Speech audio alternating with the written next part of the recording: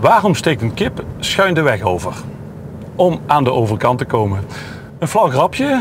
Die kip trouwens zou geen kans hebben hier om over te steken bij de A2 in Weert. Andere dieren ook niet. Daar hebben ze iets op verzonnen. Een ecoduct.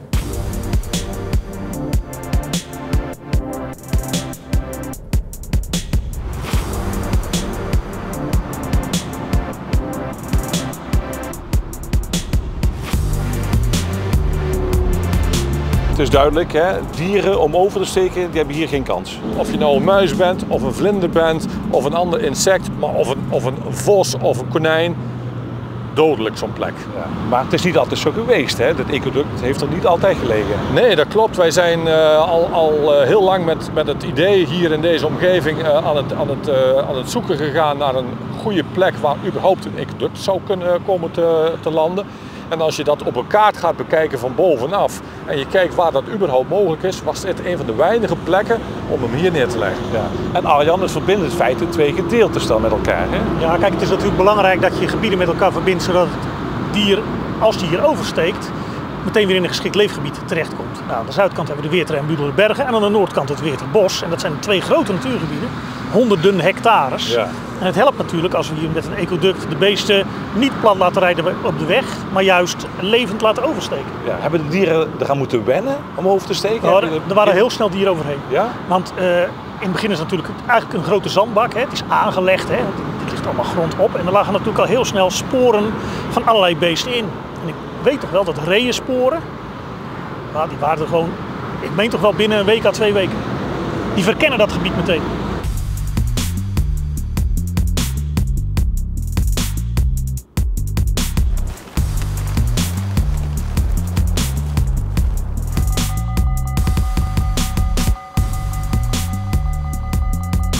Het spoor en de A2, want hier ligt ook de NS-spoor, ligt heel kort bij elkaar. De Nederlandse spoorwegen die zijn fysiek begonnen met de aanleg in 2012 in overleg met de partijen van A2, het Limburgs Landschap.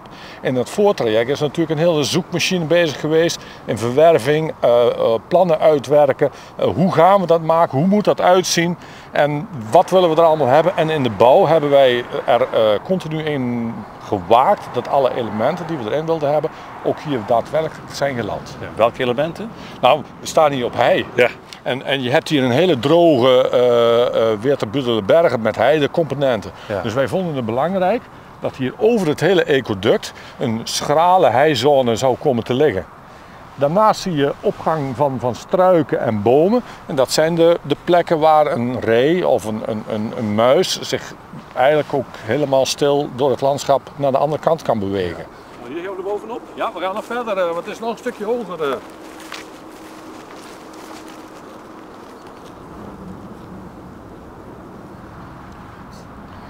Dit had ik echt niet verwacht. Hè? Ik heb helemaal niet het gevoel dat ik hier op een ecoduct sta. Het is gewoon een heel mooi stuk natuur. Ja, op het moment dat je hier naartoe loopt en je komt op het hoogste punt, dan krijg je een beetje het wauw-effect. Ja. We zitten hier op een stuk van het landschap waar we zowel het spoor als de A2 willen verbinden met een groene zone. Ja, en hier hebben we nu wel een oase van rust gecreëerd. Nou ja, je hoort wel het verkeer, hè? Ja, maar kun je je voorstellen dat je hier als ree of als konijn of als haas gewoon heel rustig door deze bossages kunt verplaatsen van A naar B. Vraagt dit nog een ander soort beheer dan een willekeurig ander weideterrein, zeg maar? In principe kom je eigenlijk gelijk beheer te zitten in de zin van een natuurterrein heidebeheer. We hebben struwelen, dus dat type beheer kennen we hier van zoals we elk natuurterrein kennen. Ja. Maar we hebben wel weer te maken ook met de hardware die hier zit, het water wat hier afgelaten moet worden, dat het water naar de poelen moet kunnen gaan. We hebben daar wel wat zorg om. Ja, voor de rest is het goed te managen.